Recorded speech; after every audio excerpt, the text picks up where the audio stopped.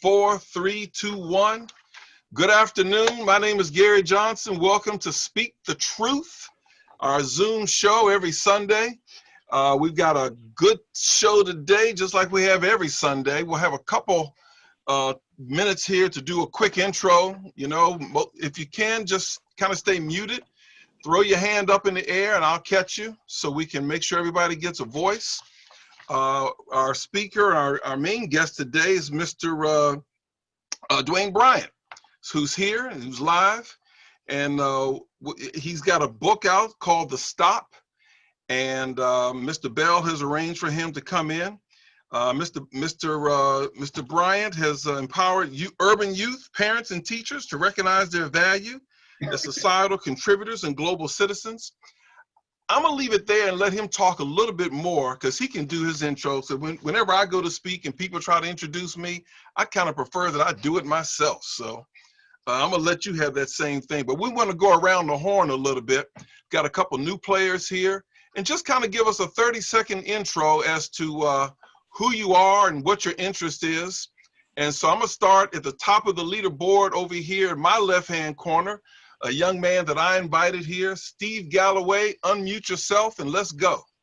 All right, great. Thank you so much, Gary, for first of all inviting me, my friend. In terms of introductions, I've known Gary for many years now. He and I had the opportunity and great pleasure of working with each other, doing leadership development and change management work for our government. And that's what I am. I'm an organizational development, leadership development, change management consultant guy. And I love leadership. I love change management. And currently I'm doing a lot of work in the race dynamic in America, doing lots of race dialogues. And actually I'm conducting a class at Georgetown University on that now. But I'm happy to be here anytime to engage with folks talking about Black men and the Black race dynamic in America. I'm always happy to be involved. So thank you, Gary. All right, let's go over to John Shackelford and Philly Special, his spouse there. Let's go. So, of course, John Shackelford here and my wife, Kim Shackelford. We operate an online platform called Youth Sports Review. Primarily what Youth Sports Review is, it's just an online platform that's innovative, state-of-the-art, that allows youth sports teams to grow. We help them grow by recruiting. We also do a video cast that's live. We have probably about 10,000 viewers, between 10,000 and 15,000 viewers. Probably every other week we do a show. We recently had Harold Bell on the show with us. We were invited by Harold Bell, who I've known probably over 20 years now. We used to do some philanthropy work with Harold as it relates to kids in trouble and some other social responsible platforms that Harold and I have been collaborating on. So primarily, what Youth Sports Review is, again, is just an online platform that's review-based. It allows youth sports teams to come to our platform to be able to help their organization grow with revenue-building tools, with recruiting tools, with tools that allow them to be able to branch out to their community and sustain trust, build credibility, as well as be able to use social responsible programs for mentoring, social responsible programs for coaching up youth, or life coaching for the youth, or even reopen their services to low-income communities as well. All right, thank you. All right, we're out of time there. No, I was just joking. Edward Sargent, let's go. You're on deck. I promise to keep it real short and sweet. A native of Washington, D.C., was a spokesman for the Corrections Department, law enforcement experience there, and I worked for the Washington Post for 7 years covering my community. And currently I'm an independent writer. I do technical writing for information technology firms. That's for mercenary purposes. But like Mr. Gaskin, I've been writing books on law enforcement and the relationship with Black people. I'm really looking forward to meeting this gentleman and having a good conversation. Okay, all right. Maggie Linton. I've known Harold Bell for about 40 years, and I think I've known you, Gary, for about 20 years. And basically, I'm on the broadcasting side. I worked in broadcasting for just over 48 years. I started out in sports at the University of Kansas Sports Network, and I love my Chiefs. I'm glad football season has started, though the Kansas University Jayhawks looked like crap yesterday, as did most of the Big 12. I'm sorry. But anyway, my Chiefs look good, and I'm kind of watching the Redskins, and who just scored another touchdown. Who knew? And Philly. And so that's about it. I mean, I have my opinions about a lot of stuff, and I guess that's why I got invited. But I love Harold. I love Gary, and I think this is a really great platform to be able to talk about what's going on and how we can help bring on change. And one other thing on my platforms that I have, social platforms, I've been doing a 60-day countdown to voting and helping inform people every single day about something that's important. And also, sometimes I'm live, sometimes I'm just putting up information. And I think that's something we all need to do. And because I'm not telling them who to vote for, though they're fools but as we creep along to the real voting day, you'll start realizing who I'm really for. And that's it, But I think that, this vote, like we say every year, is very important. But this year, oh my God, we have to turn out. And we also have to turn out for the census too. So yes. Anything you have, we can talk offline, but just give it to me. We'll upload it on blackmeninamerica.com and all of our social media platforms, because I'm with you. We must vote. So yes, yeah. Keeping it moving on. CJ, I think we're gonna jump on your back here, young man. Happy birthday, by the way. I know you turned, I ain't gonna put your age out there, but I know you had a birthday on Friday. We all wish we were that age now. Whatever that age is, I wish I was. A long time ago. Thank you. I'm CJ. I'm a political commentator for Black Men in America. I cover all things hoops and also political commentary in terms of what's going on, advocating for certain progressive causes like getting money out of politics and some criminal justice reform and things like that. And just looking to give a new media kind of fresh perspective on, some of the issues and what's going on. Okay, thank you. I see someone that just says iPad, black screen. We give you 5, 4. There we go. Here we go. Come on. That would be Celine. All right. All right, my man. How are you? I'm Celine Balawi. I work as a native Washingtonian. I am a human services, social services consultant. And I've been on Harold for probably about 35 years. Harold told me everything I know. And I'm still learning. But been in the streets, been in the community, still doing stuff in the community, and just excited to be a part of this platform. Okay. Right. And I don't see Ms. Bright there, so we're going to keep it moving. Mr. Bryant, we're going to turn it over to you, but I will say, because your expertise. Hold up, Gary. I can take it from here. Okay, go ahead. Yeah, okay. I'm Harold Bell, of course, native Washingtonian, and proud of the young men that have been joining us, including Kimberly, of course, John, and Salim used to be one of the producers of Inside Sports on my radio show. He's now Dr. Salim Edwards, and really proud of the support that he has always had my back, and I greatly appreciate it. I want to take this time to thank him. I'm, I can say, native Washingtonian, pioneering radio and television sports talk shows, a youth advocate. My history speaks for itself. But the young man that I invited today, I was so impressed with him. I saw him on C-SPAN. This happened to be browsing through, and I saw this brother, and he was talking some good stuff. I said, man, I got to catch up with this brother. So I did. And he is, today's topic is to stop. He is an author and motivational speaker. His message, or you can say the talk, directed at our children from the 4th grade through the 12th. Also, teachers and parents are also the benefactors on how to survive the stop by law enforcement in our communities around the country.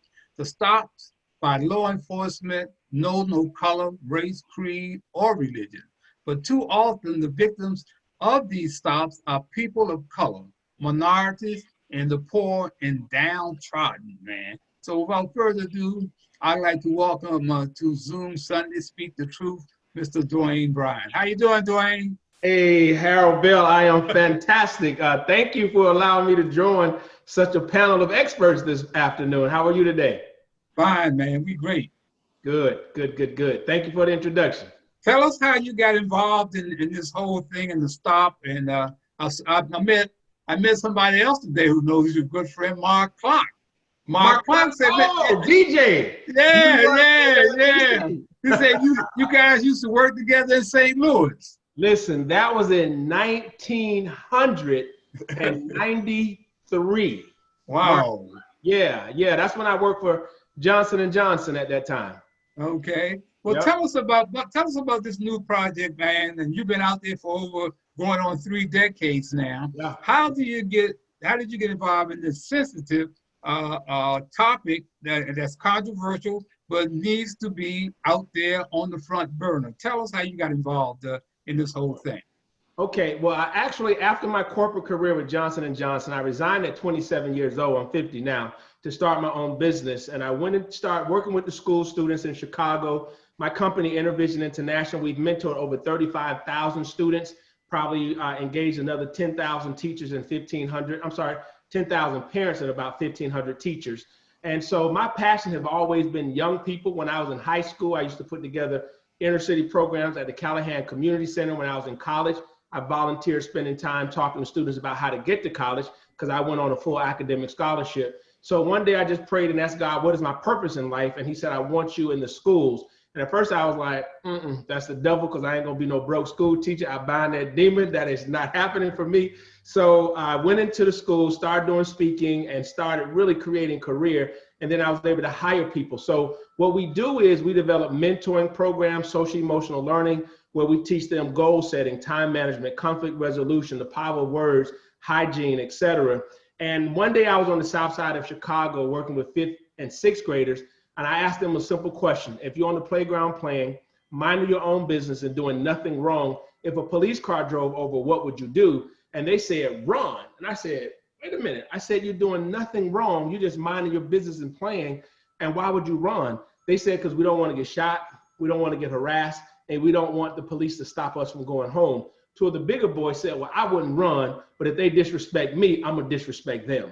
So I'm sitting here like, oh my God, this is our baby's first instinct is to run, to disrespect. So I said, okay, there's something going terribly wrong when our babies feel this way because 4th, 5th, and 6th graders become 11th, 12th, and then freshmen in college or no college. And so 2 months later, I had a police encounter that literally went viral. I was going from Chicago to Battle Creek, Michigan. I had a speaking engagement there. And the officer pulled me over, told me I was going over 20 miles per hour over the speed limit in Indiana, home of the Ku Klux Klan. And so then he told me I crossed 2 lanes of highway without signaling. Same exact words that the police officer told Sandra Bland in Texas a couple of months before. So I'm like, whoa, this dude gonna try to take me to jail because he said I had 2 options, a $500 ticket or to go to jail. And I didn't want either one of those, but the ticket would have been better. And so as I'm talking to him, the Holy Spirit was like, I didn't give you the spirit of fear. Why are you afraid right now? Because I mean, I was like really nervous. And he brought me back a $150 ticket. I said, yo, this is great. Can I take a picture of you? He said, why? I said, because I have students who feel as though anytime a black man have an encounter with a white police officer is going to be a fatality or something bad is going to happen. I said, I want to prove to them through this encounter that you're not the only one with power in the stop, but we also have power as well. He said, what do you mean you have power? I said, I have power with my word choices, my body language, and the tone in which I use. He said, hand me that ticket back. And I was like, oh, snap, this man gonna shoot me now for real. And then he took the ticket, ripped the ticket up, and gave me a warning. So I literally posted what happened on Facebook, and it was shared like 1 million times, 1 million views, etc. And real quick, so CBS brought us back to the scene, found out that this trooper, his name is Aaron Weller, Indiana State Police. He has never ripped the ticket up. He has never issued a warning. And he was known as the bulldog because he doesn't play around. He doesn't give people breaks. So they said, sir, we looked at your history and your background. You don't give warning and breaks. Why did you rip his ticket up? And he said everything perfectly. And I just felt like I should not have given him a ticket. And when they turned the cameras off, I said, let me ask you this question. Why did you rip that ticket up? He said, when I went to my car, God told me to rip this ticket up. And I just felt goosebumps because honestly, at first I was a little afraid, but then when the Holy Spirit just hit me and said, you talk to this man because you're a man just like he's a man. And then I really felt as though something bigger was going to come out of that. So I talked to my curriculum specialist and said, hey, And our first impression curriculum, let's create a handout on how to engage with law enforcement. She said, no, you need to write a book. I said, nobody cares about a black man being pulled over by the police. She said, you're a black man in America. I'm sure that's not your first stop. I said, I've had over 20. She said, how many times have you been arrested? None. How much criminal history do you have? None. So I said, no criminal history, never been arrested, but over 20 encounters. So she said, you know something our brothers need to know. And so I wrote the book about 7 personal encounters I've had from elementary school, middle school, high school, college. I have a gash in the back of my head right here from one particular encounter. So basically the book is about what happened in those stories. And then I talk about what would have happened if. So it's a guide, it's a teaching tool. I have a workbook that accompanies it.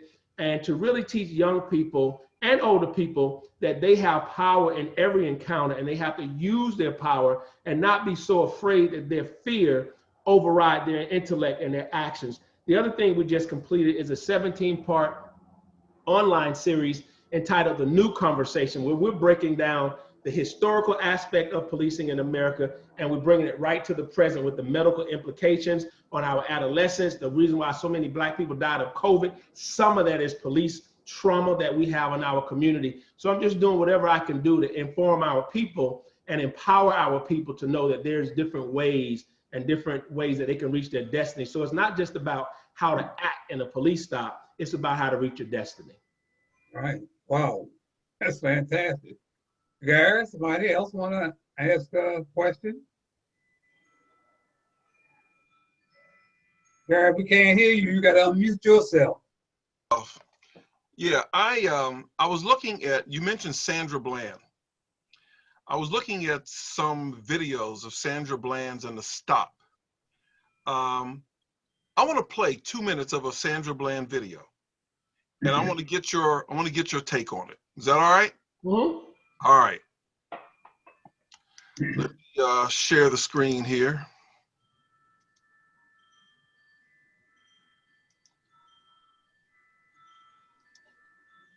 Newly discovered video tonight of a controversial 2015 traffic stop in Texas. This led to Sandra Bland's arrest. Days later, she was found dead in a jail cell. This video, never before seen by the public, sheds new light on her encounter with a trooper. Here is Maria Villarreal. Get out of the car now! This is how Sandra Bland saw the 2015 escalating traffic stop. You just opened my car door. Recorded on her own cell phone. The new video obtained by the investigative network synced with the sound from Trooper Brian Encinia's previously released dash cam provides better context to the encounter. You threatening to drag me out of my own car. Get out of the car! And then you gonna stun me? You up. Get out! Wow. Wow. Wow. Get out of the car. For a failure to signal. You doing all of this for a failure? Get over there. It was the first time Bland's sisters saw the 39-second recording.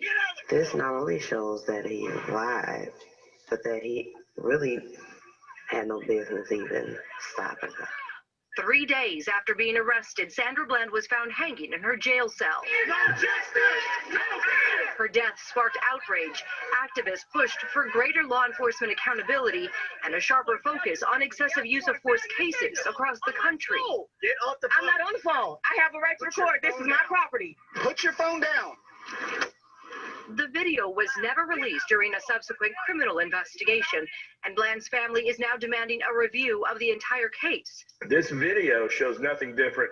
But not attorney Chip Lewis, who represented Encinia. It doesn't change anything. It was part of the evidence that was considered from day one.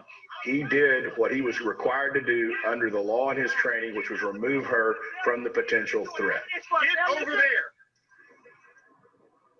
The Bland family received a $2 million settlement, and criminal charges were dropped against the trooper after he was fired. Jeff, the Texas Department of Public Safety tells me this is not new video, and they did not conceal it from anyone involved. Okay.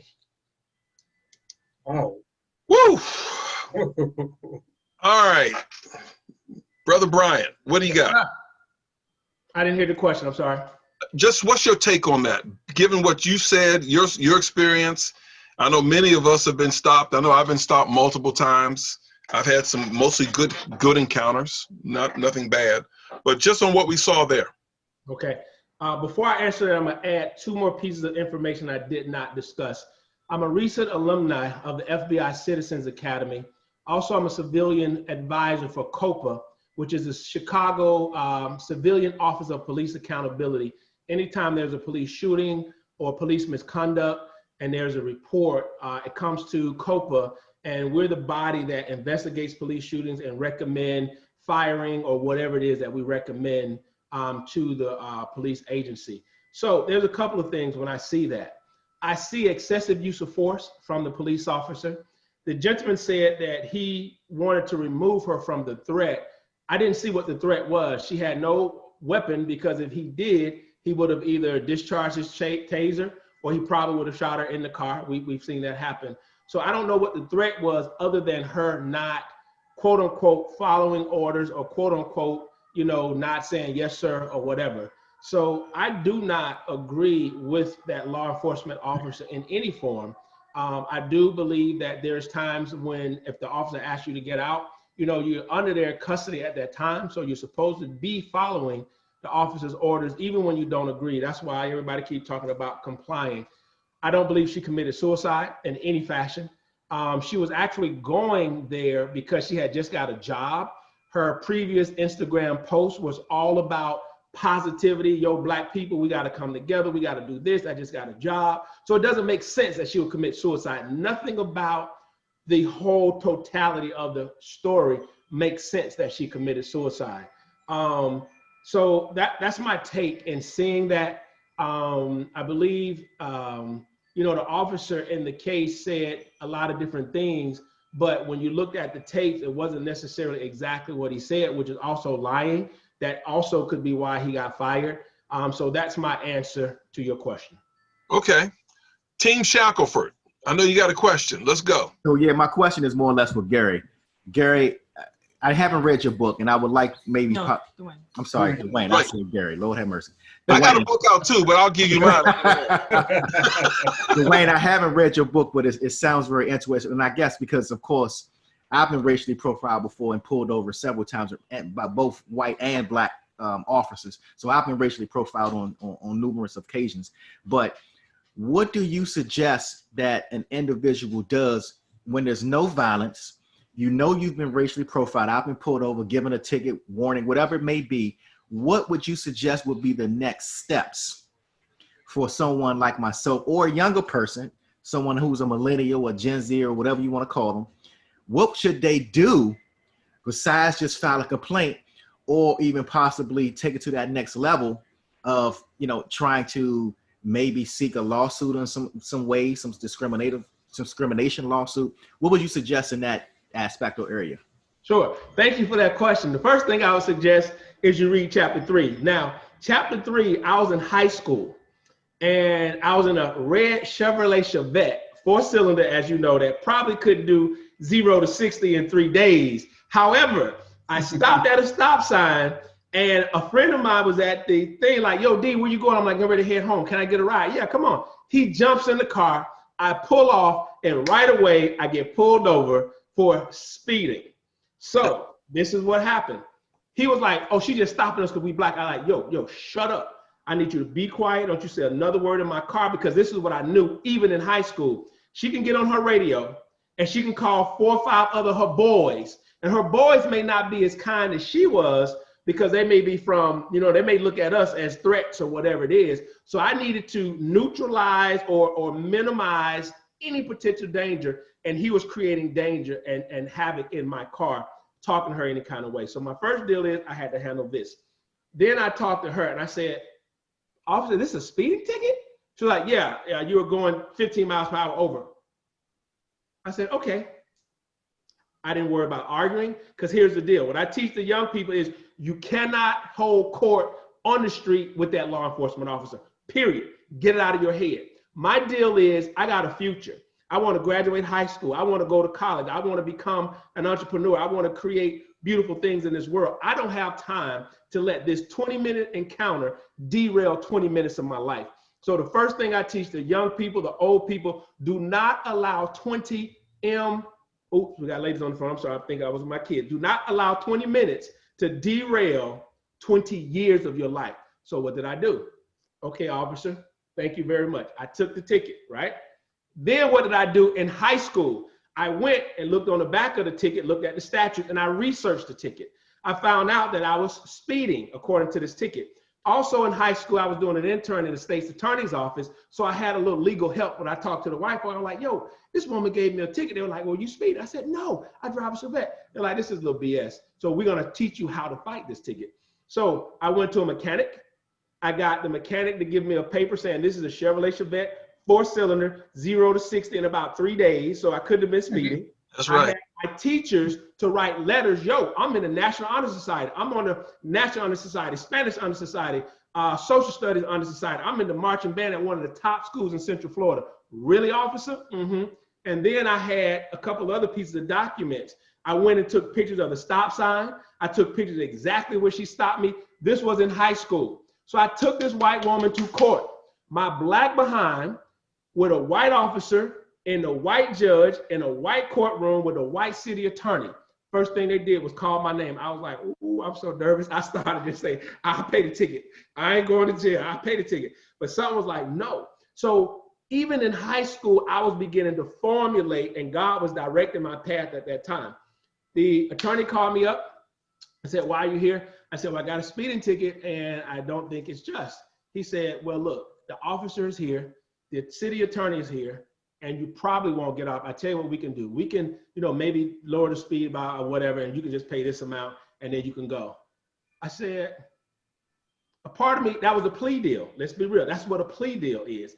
And then I said, you know what? No, I'd rather either take the full punishment if I was wrong or take none. I don't want to make a bargain with this because this officer was wrong. And I didn't say I felt like I was profiled, but I did feel like I was profiled. So after the officer straight up lied to the judge, officer, he had a bunch of friends in the car. It was a little suspicious and they took off.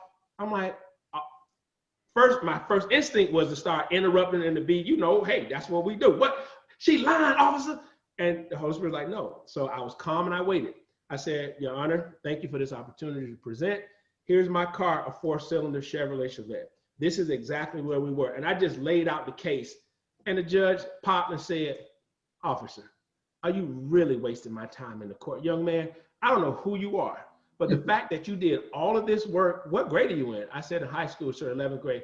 He said, this is remarkable. You have a great day, officer. Please don't bring that. So in that particular incident, what I did is in chapter 3, I lay out the whole story, what happened.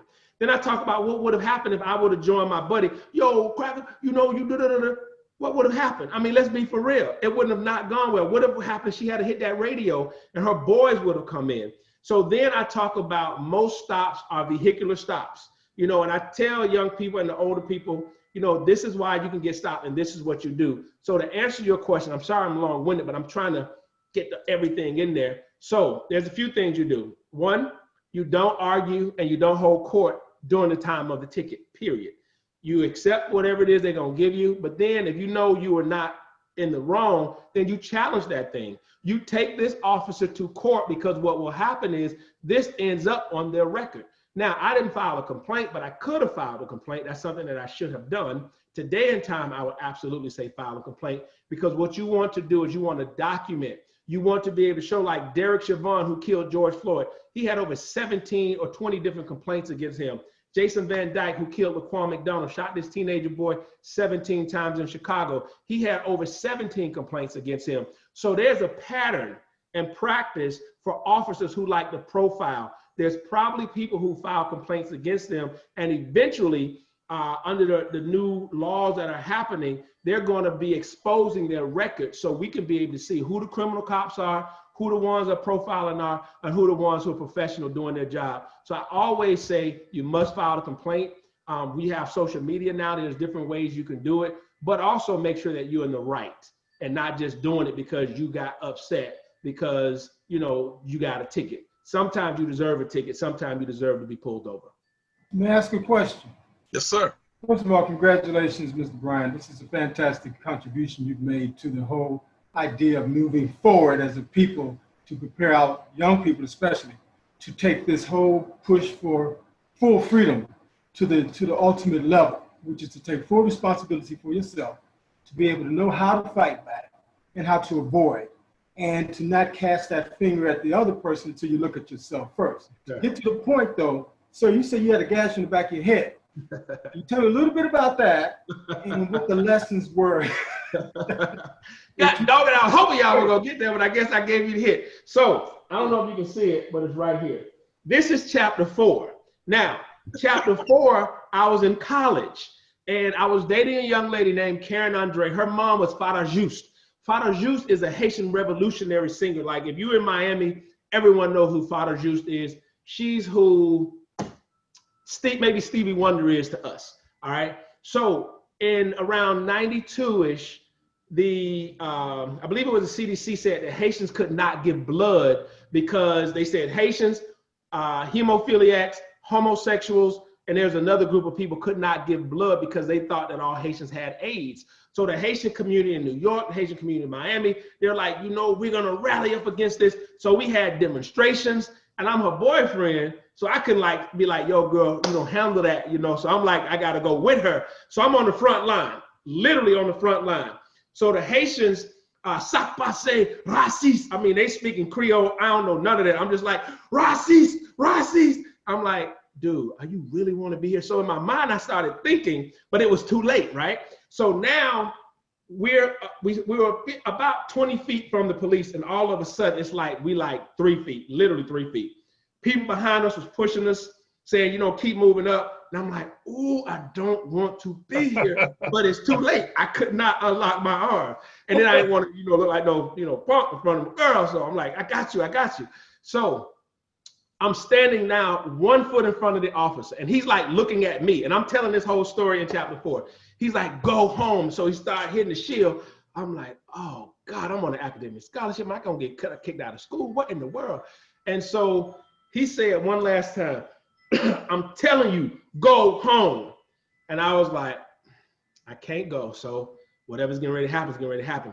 Some fool from behind me, my quote unquote comrade, a black person, had a rock and was trying to throw the rock and hit the officer in the face. It hit me in the back of my head. So I got hit. I was like, whoa. So I didn't know if I was hit by the police. I just was in a daze. So I pulled my hand up and my hand is covered in blood. And then they take me to the side. It's like, yo, what happened? I said, so I look down, I see this rock. I know it didn't come from this way. It hit me in the back of the head.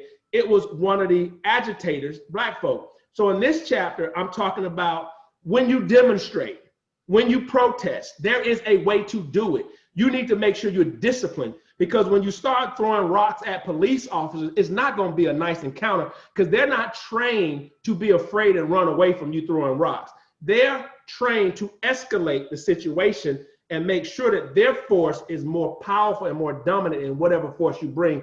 And then that police department has this little thing called state police, that has a little thing called National Guard, then has the Army, Navy, Air Force, and the Marines. So ultimately, you really don't win very well in that circumstance. So I talk about what happened. I talk about how to protest. I talk about protesting and demonstration is absolutely powerful and absolutely is important, but then there's a way to do it. And I also talk about accountability. Like now we know that Antifa, and we know that there's organizations of people who come into our neighborhood, destroying our stuff and not even from the neighborhood. So I talk about keeping a close check on what's happening in this demonstration. Who are the actors that are involved in it, and making sure that the true leaders of the neighborhood is leading the demonstration, not being taken over by outsiders. Can I ask you one follow-up question? Yes. Okay, here's the next question. Harold Bell and I were talking about this today. And I'd like to know, with respect to everybody on this call, we have Gary Johnson, we have Mr. Galloway, we have the Shopper Force, we have Bryant, who hasn't spoken yet. Got to hear from you. We got CJ, we got Harold Brown, and we have Dwayne Bryant. I'm asking you as an intellectual, soulful, down to earth yet. I mean, we can go from the outhouse to the White House, right? Everybody has that capability. I've been to both. How do you, I'm gonna put it on you all. How do you all multiply yourselves? How do you get exponential? How do you create more Dwayne Bryants? I know you're out there doing it. How are you doing it? How can we expand this whole Zoom community every Sunday, bringing more and more people together like-minded that we have, so we can become a more powerful force in this country? I think the issue is, what are we going to do about creating more of us? Mm-hmm. Is that a question to me? Yes, sir. Yeah. Okay, perfect. Thank you. So I have an answer to that too. So we have all of our mentoring is curriculum based, where we can easily do things like train the trainer, and we've done train the trainer programs. Here's the problem in our community, right? Everybody needs to be the chief. Everybody got to run 1,000 mentoring programs instead of saying, yo, if we have 1,000, let's have one message. Let's figure out which message is the most powerful message, and let's go with that one. Am I saying mine is the most powerful? Yes, I am, but not necessarily, but yes, I am. Because we have results. We have demonstrated results where we've helped school districts increase test scores over 35%, reduce suspensions over 70%, quadruple parental involvement, eliminate expulsions. So what we do, we know that it works, but you have to have the right, not only the right message, the right format, but you also have to have the right people delivering that message so that the students can identify with it. So a couple of things. Now we created, so my condolences to everyone who was negatively impacted by COVID, but I also realized COVID was a double-edged sword. It was a curse to some people. It was a blessing to others. For us, it was a blessing. Literally last night, I just got back to my home in Chicago. I have not been here in 7 months. I've been in my home in Florida. However, in that 7 months, we created a digital online learning platform. It's called eLearning with DB, where the same goal setting, the same time management, the same conflict resolution, the same bullying curriculum that we've been implementing for 20 plus years, we now have digitized that. We had 21 schools piloted this summer in Broward County Public Schools, which is the 6th largest school district in North America. And we're getting ready to create more content for them for the upcoming school year. We also have a 17-part online series called The New Conversation. If you go to DwayneBryant.com, spelled correctly, DWAYNEBRYANT, and you go to The New Conversation, you'll literally see all 17 videos, the synopsis for all 17 videos. We have a 90-second preview of everything. So I've taken my company from a direct services to an online digital provider of content for our people. So if we can kind of get past our egos of who got to be the big dog and who has to be the leader and say, hey, let's go with what's working. Let's go with what's been proven. Let's go with what has demonstrated results for at least 2 decades. And when you filter all of that stuff out, you're probably only gonna have a few companies saying we can deliver. And then let's say, let's find whoever these companies are and let's support them with our dollars. Let's support them with our resources. Let's support them with our mentors. And then we can begin to train our people on how to have these intelligent conversations. For instance, time management. My question is, how many people on this dais have actually had a workshop in time management, other than the ones I know Brother Steve probably has because he's doing this consulting work, but graduated from college. I graduated from college, never had time management, never had goal setting. Imagine if our middle schools, our elementary school kids, and our parents can get this information, then we can begin to equip our people with the tools, with the strategies, and the skill sets that we need, because personally, I believe, genetically speaking, we are designed to win, but we've been losing for so long that we've forgotten the winning strategy. Okay, that is great. Steve, I know you wanted to get in there, so come on in. Great, Dwayne. This is excellent, folks. This is really good to hear. Dwayne, my question is kind of built on a deep assumption that I have. The assumption is that in general, we as a people probably carry a very high level of anger and frustration that's been built up over the centuries. I'm just gonna Is that an assumption or a fact?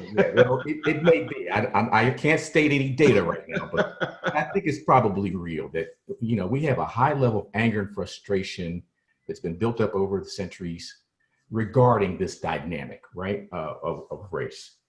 Can you share with us how you, maybe even specifically, as much as you can, and it's probably in the book, I'll get that. How do you teach folks to effectively handle perhaps an inclination to defend themselves, to refute, to fight back perhaps in a way? Because I'm just thinking that amygdala hijack, you know, in our brains, we get hijacked. And we can get hijacked when a police person pulls us over. And we get hijacked to respond probably more negatively than positively. How do you coach that? How do you get that message across that we do have a choice to not get hijacked. You see what I'm saying? I absolutely understand what you're saying, Steve, and thank you for that question. So here's the deal. We have reenactments because there's this thing called, as you know, the prefrontal cortex.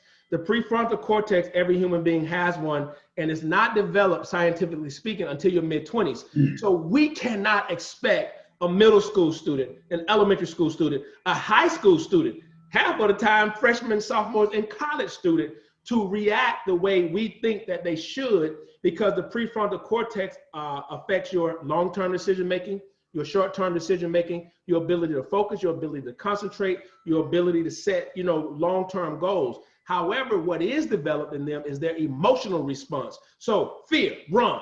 Somebody say something back. That's what's naturally. And for us, I hate to say it as a people, you can probably double that. I ain't gonna make no assumptions. I'm gonna make a non-scientific fact. We are way more emotional than a lot of other people. So, and we're ready to fight. We're ready to fight each other quick.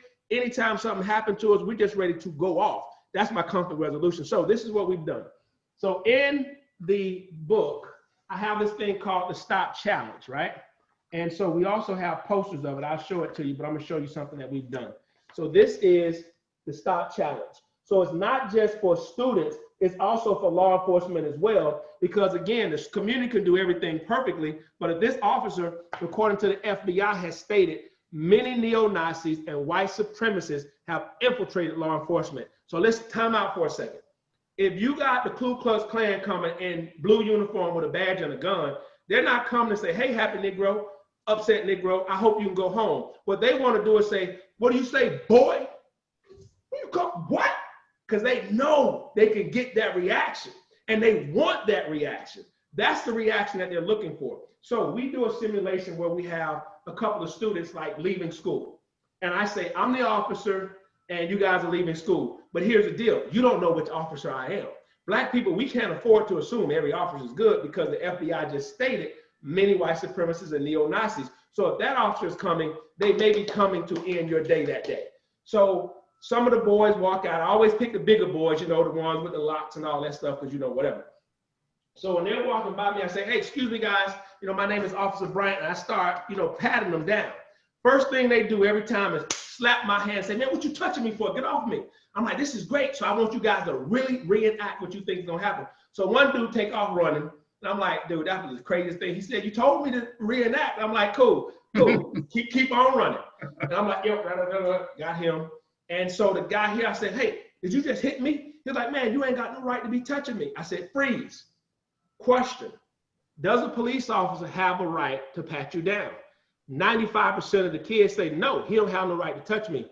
Answer, wrong. They do have a right to pat you down, because if they suspect that you have a firearm or a weapon on you, they have the right to pat your outer body, not go into your pockets, because now we're violating your 4th Amendment constitutional rights.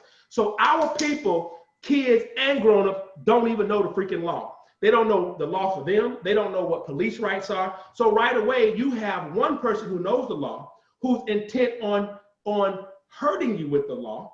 You have another person who don't know nothing except they're emotional, and you ain't gonna disrespect me because my mom and my daddy said somebody hit you, hit them back. Somebody disrespect you, you disrespect them back.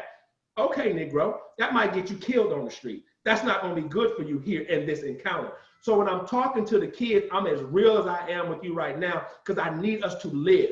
And in order to live, we gotta make better decisions. We gotta understand that this emotional bull crap is not gonna help us. So then when I let them know that, no, listen, I have a right to pat you down, to see if you have a weapon, because if you do, then I have a right now to ask you, do you have your conceal and carry? If you don't, now you're breaking the law, which could be a felon, and now I can't arrest you. The dude who's running, I'm gonna have my guy saying, yo, there's 3 black males here, and I got my gun on these 3. There's 3 black males here, one is running, he may be dangerous, he may have a weapon. Those are all code words that we're sending to who's ever going to hunt them down.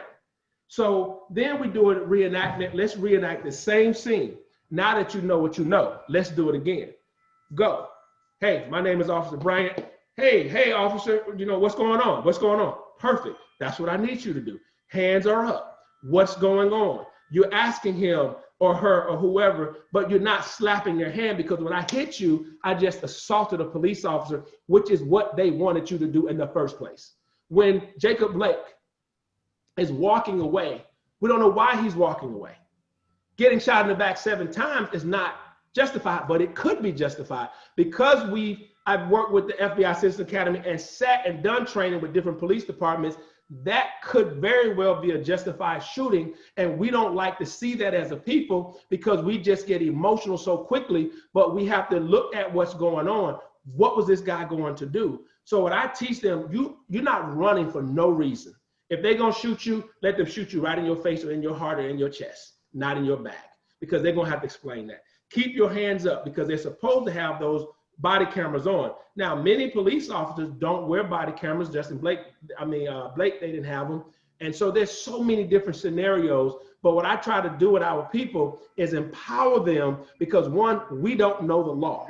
We run our mouth, we do a lot of talking, but we really most of the time don't know the law. And our actions is what can also get us hurt. And also not understanding that it's a 50-50 toss-up. You might get the good professional officer, you might get the Klansman. What you can do is, I want you to increase your probability that whichever one you get, you're going home tonight. All right, let's stop right there. I want everybody to get a chance, because this is a hell of a presentation. I don't want nobody to miss out. We got other people will ask questions. We're going to extend the presentation today, because I want to bring in Maggie. I want to bring in Dr. Edwards. And I know Gary got some things they want to say, and I got some things I want to say. So we want to move on to Maggie, and then we'll come back to Dr. Edwards. Maggie? Well, I love your book. I haven't even read it, and I love your book, because this is something that should be taught from grade school on, and not just for, Blacks and Hispanic kids. It's Black and brown kids that are also getting stopped. And a lot of times it's the language barrier too that's causing issues and problems. And I've been writing down contact information, and I got 2 or 3 friends that have talk shows that you need to get on. So I'll be talking to you. Thank you. I appreciate it. Well, hey, this is something that everybody I know needs to be able to learn, because I have so many friends who have, young kids and even older kids that just need to know what's going on. And one of the things you talked about, getting hit in the head by somebody in back of you. I'm a person who kind of cruises the internet to see what's out there. And they were arresting a white guy who had blackface on, from head to toe. He had black clothing on and everything, and he was looting and acting crazy. And, there's a lot of them out there that are doing that act like they're for us, but they're out there for themselves. And so we have to watch who's out there supporting us. And also, we have to, it's getting back to what we were talking about a couple of weeks ago, which Harold was talking about, is we have to also learn how to respect each other. We have to quit killing each other. The disrespect we show for each other is as prevalent as the disrespect that other people show for us. And we have to lift ourselves up in order for other people to be able to respect us. That's it. I agree. Someone says when Black lives matter to Black people, they'll matter to everyone else. So we got to make sure that it matters to us. Dr. Edwards. Yeah, thank you for letting me be a part of this. First of all, Mr. Bryant, I want to congratulate you on your book. A whole lot of excellent points. There are several things that you said that, first of all, I think your book needs to be a year-long curriculum, not just a short course, because it needs to be repetitive.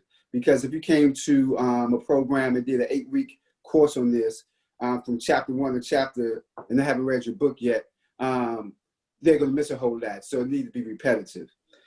There are a lot of things that, I'm going to make it short, but, there needs to be a paradigm shift in thinking, just like police need to learn de-escalation tactics. We need to teach the de-escalation tactics also, and that's what you spoke about. But the other dynamic is that when we look at our community, the Center for Disease Control several years ago came out with a study that says about 30%, and I think that's a low estimate, of urban youth have PTSD. And so we're already looking at agitated youth. And so that's why I said that your program needs to be an ongoing program and not just one shot and gone, because we have a lot of issues within our community when we look at PTSD, when we look at poverty as a public health crisis. And so we're talking about substance use and all. So when you look at this stop piece, we have to take a whole lot of other things into account as it relates to the psyche of the individual who's really being stopped. And I'm going to stop there because I can go on and on with this. But there is there needs to be a paradigm shift in our thinking in the way that we teach our children, and it really needs to start at elementary school. And so it can continue on, but we also need to take into account that we're dealing with a community that have some other issues. And you spoke about this when you say, I don't want to be a punk, and that's one thing with our community. You come at me, it's a fight or flight. I'm going to naturally come back at you. And so there's a lot of things that we need to flesh out in this whole process. So I'm just going to leave it right there because this is your show. I'm going to take it over. No, listen, I want to back up what you just said with data. So in our 17-part online series called The Conversation, I literally go into the medical implications of police brutality. So I cite the American Medical Association, the World Health Organization, the American Public Health Association, APHA. This is what they said. Inappropriate stops by law enforcement are one form of psychological violence with serious implications for public health. Even in the absence of physical violence, several studies have shown that stops perceived as unfair, discriminatory, or intrusive are associated with adverse mental outcomes, including symptoms of anxiety, depression, post-traumatic stress disorder. Black individuals were more than likely than white individuals to report stress as a result of a police encounter. It doesn't mean the police pulled out a gun. It doesn't mean they called you a boy. It's just stressful having that encounter. The impact of physical violence extend beyond injuries, death affecting the individuals and the community ability to achieve positive health outcomes in the short and long term, thereby compounding health equities. For example, one study revealed that residents of a neighborhood with high rates of law enforcement use of force were at an increased rate of diabetes and obesity. Among youth, exposure to violence from school-based law enforcement officers have been linked to the denial of education and social growth. Black male adolescents, research indicates the current policing practice altered the developmental process of Black male adolescents. So time out. This is why this is crucial for our community, because it's saying the research shows that current policing practice alters Black male development. So if my teenager's development is being altered, he becomes a young man that's altered. He becomes a grown man that's altered. So instead of having a Philly special like Brother John having his arms right now, this brother just trying to go through everything that he can because he hasn't been developed emotionally. And we know that a boy that's not developed is a man that's not developed. So policing is more than just, we got to end police brutality so we can stop getting killed. No, we getting killed and we still living. We're being killed emotionally, psychologically, mentally, when we are getting incarcerated as juveniles with 39% less likely to graduate from high school, which means we're not going to college. We're probably not getting a career. So this thing is deadly serious for us. And honestly, this is low-hanging fruit. This is something that we can decide as a community that we're going to check this issue and make sure that we don't have to deal with this 10 years from now. Yeah, I just want to interject here. The book is no doubt about it. I think it's great. I even have not read it myself, but the problem that we the problem that we really have here, Dwayne, is that the curriculum that you got for our young people is great, but where is the curriculum for the cops? Now, I'm listening to you. I've been working in the streets for 50+ years. I've seen the good, the bad, and the ugly. I come from law enforcement because my brothers had a brother U.S. Marshal for 25 years, another D.C. cop for 20 years. I had to fight that thin blue line and that code of silence, which is still there, Dwayne. Now, let's get it this way. That police department needs to be attacked from that union, which is the Ku Klux Klan. You know, you say you may have a Klanman coming or a good guy coming. You don't know which one is coming. But the Ku Klux Klan is embedded in the police department. I seen it up close and personal, man. So that's the problem. And Doc Rivers, when he did his thing on the NBA the other night, he said, man, we keep loving America, but America doesn't love us back. And he said, my father was a cop, man. And he said, one of the problems is the unions. The unions have never seen, Dwayne, I know you've done a lot of research. You have never seen one union said when a brother got shot by a cop who was unarmed, that was a bad shooting. There are no bad shootings with the unions, man. So we got to take what you're doing and take it to the police department. I want to hear your response to that. Yes, sir. Brother Harold, you're going to hear my response. So I addressed that. That is not addressed in the book, but that is addressed on the 17-part online series. So what I want to do is provide conversation and information and content for the leaders. And I also want to inspire the followers, because I'm not trying to lead no movement. They kill and assassinate our leaders. I need everybody to be their own leader in their own community, in their own neighborhood, because I agree with everything you're saying. We also have to train law enforcement. We also have to train and go after these unions. So it's beginning to happen. And for instance, New York, they've been battling for years to get the files of the police department public. Well, they just released the files and they found that 323,911 police officers from like maybe a 15, 20-year period of time has had several complaints as well as disciplinary actions. The police union keeps that information sealed. So if you get fired from one police department for killing somebody, you can go get hired at another police department because they keep that sealed. So everybody, every city, everyone on this Zoom call can be responsible for saying, listen, yo, and it's not just the police chief, because sometimes the police chief want to fire somebody, but they can't because the union keep them protected. Mm-hmm. So I agree with what you're saying. I don't have the evidence that the Ku Klux Klan is running it. I don't doubt it, but like Brother Steve said, it makes sense to me, but I don't have the evidence of it. However, there are police officers who have membership that's been proven with the Ku Klux Klan. So the unions are a huge problem, but here's the reality. For anyone looking to get police reform now, the first time in the history of the planet Earth, 94% of blacks say there's a systemic problem with policing. 75% of Hispanics, 7% of whites, 92% of Democrats, 55% of Republicans. Normally, as of 2015, that number was only 35%. So literally within 5 years and the killing of George Floyd, many white folk are saying, yeah, they kind of treat black people a little bit differently. It may be a little bit more than just complying and respect the officer. So now you have the will that enough people are saying we need to review this, that we can get critical mass and we can go in to review these contracts. COPA is trying to do that in Chicago, and in the 17-part online series, I outline exactly what you should be targeting, what language you should be targeting for these unions. I talked to Sabrina Fulton. She's in part 16, where she's sharing her information on that as well. So I agree.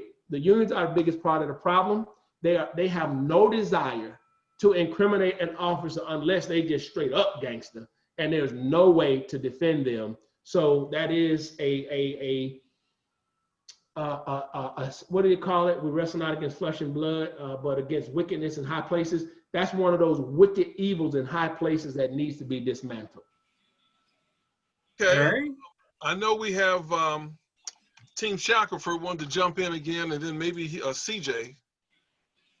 Yeah, so actually, Brother Harold Bell, that was going to be my question on the side of the police officers and the police force. What do you suggest they do? Because you mentioned that, you know, we are highly emotional people, and we are. I firmly agree with that we're highly emotional people. But when you see these interactions with police officers and these videos, I can say, they're highly emotional.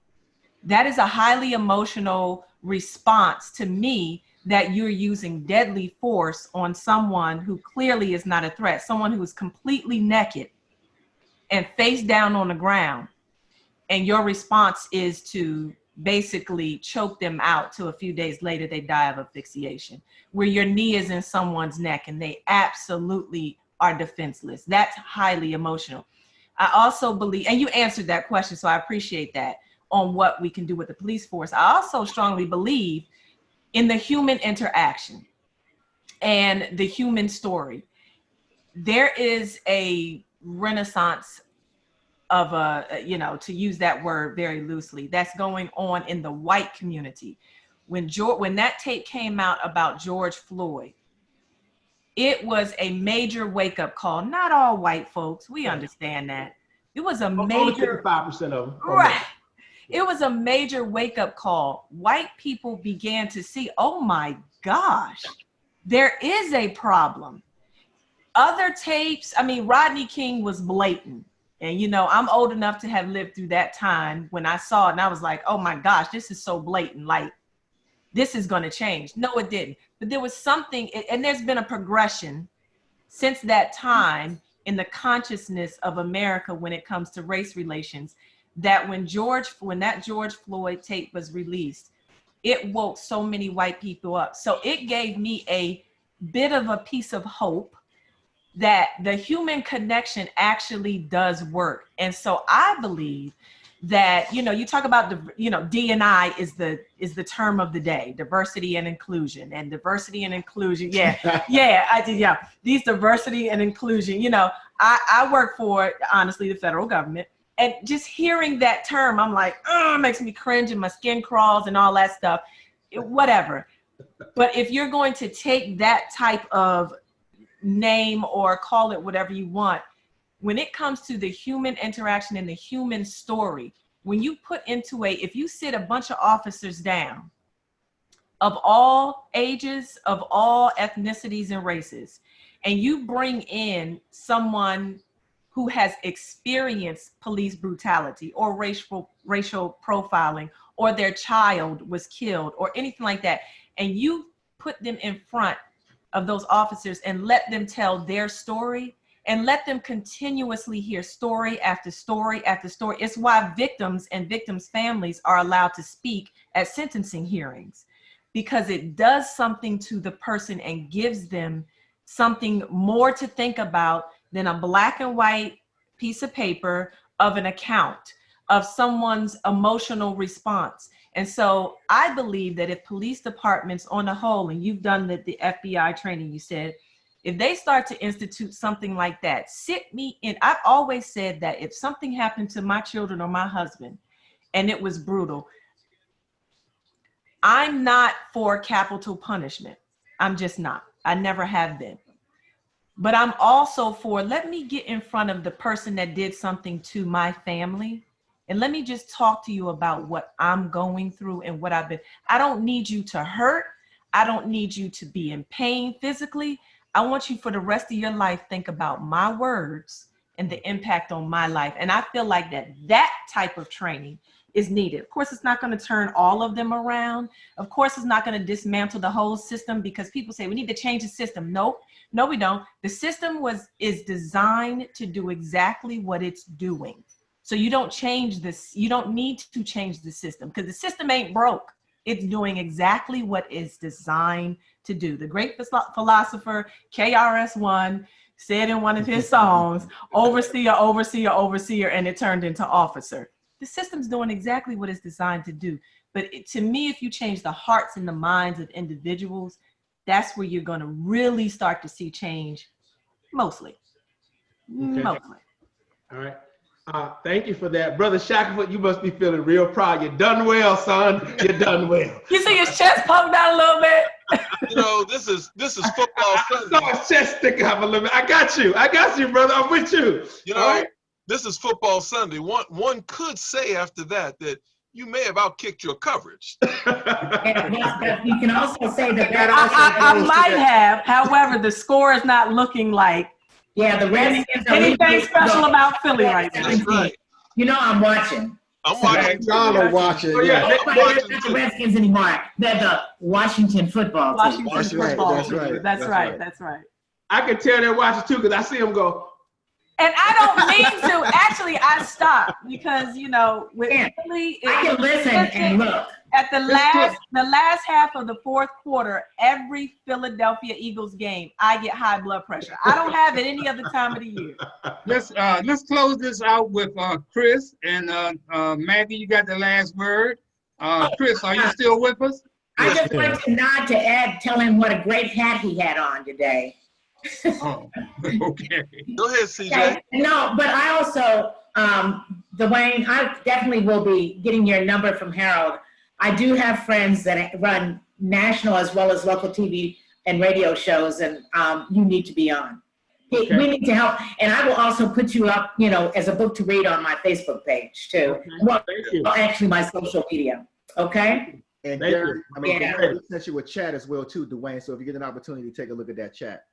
Oh, you said, okay, all right. CJ. Chris? Yeah, CJ. yeah, I'm still here. Absolutely. I just wanted to piggyback on some points that I heard, various people made. Absolutely. Mr. Bryant, the book is, incredible what you're doing, the work.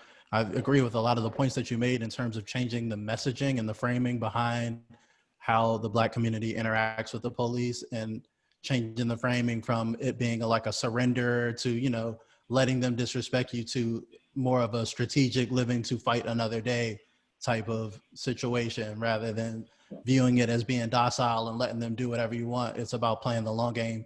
And someone said that the Black community is, disproportionately angry. I think that's fine. I think that's understandable. I think we should be angry because, as it was recently stated, the system is working as it's intended to, and that's not okay. And a little anger is good, but it needs to be strategic.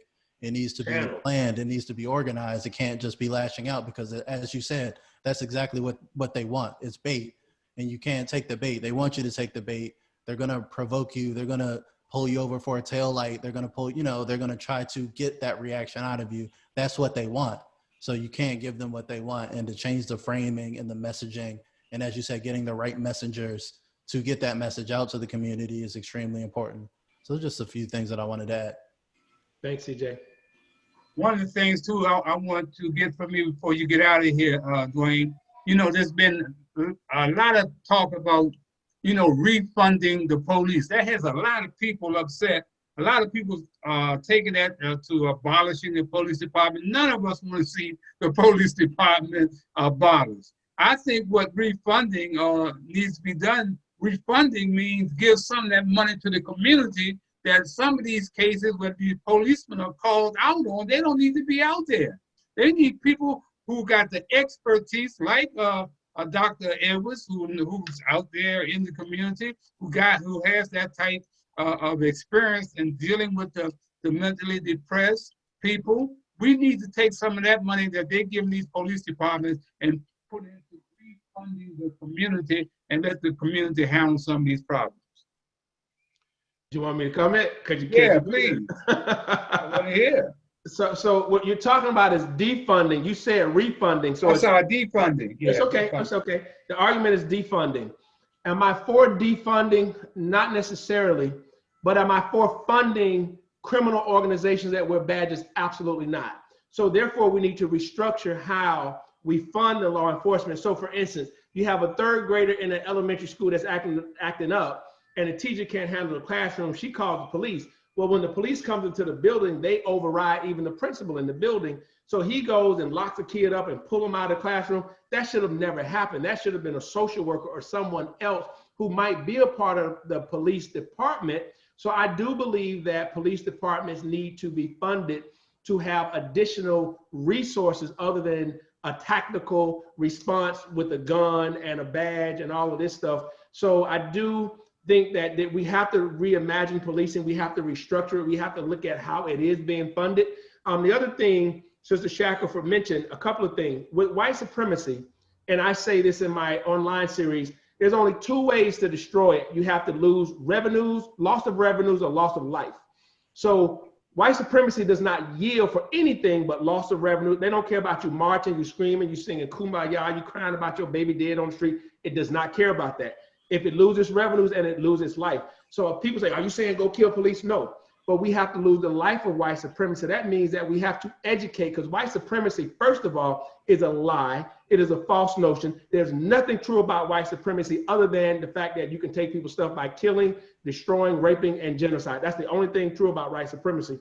So therefore, educating people so that you know true history, you know contributions of other civilizations other than the white man in the world has contributed to this planet. That's how you destroy white supremacy. George Floyd is the same as Selma. When white folks saw Selma, all those black people getting destroyed on that bridge, that's when they said, yo, snap, look at what just happened. This is crazy. These people are peaceful. So then they said, we gotta engage. When they saw George Floyd sit there for 8 minutes and 46 seconds, I have a lot of white people interact with me on my Facebook, and a white woman said, I'm gonna tell you, sir, I follow you. I don't always agree with what you say, and most of the time I don't agree with you. But on this case of George Floyd, the only reason why I'm for police reform, she said, he said mama, and he screamed his mama 3 or 4 times. And she said, when I found out his mother was dead, that touched my heart. So as a woman, she said, that's what touched her heart. So some of these white boys are not gonna care anything about what happens to us. And I believe at least 33% of them, it don't matter what happens to us. They have such evil and hatred that that is not going to change. However, that leaves 70 or 67% that we can impact and affect. So I say use your energy, use your talent, use your time going with those that want to go than those that want to be wrapped around your neck. So this situation is going to end, it's going to happen, but we have to be like Brother CJ said, it's okay to get angry, but what do you do with that anger? I can bottle up steam, it can crack pipes, or I can create a jet engine. It all depends on what we do with that anger. Yeah. You know what? If I could crystallize what you said, Dwayne, don't get mad, get strategic, because that's what we got to do. Correct.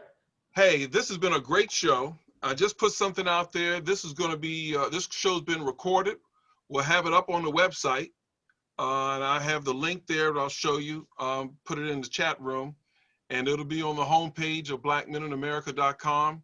We have a separate page called Speak the Truth. For previous shows, we've had some great shows, and as we build, we're starting to get some momentum and some traction as a result of guests like you. So I want to thank everyone who participated, and we'll be following up. So the clock on the wall says that's all.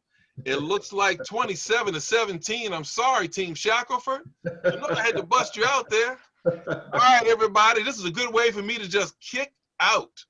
Have a great one and be safe. Thank you. You too. Have a great week, everybody. All right. Thank you. Thanks, Brother Harold. All right.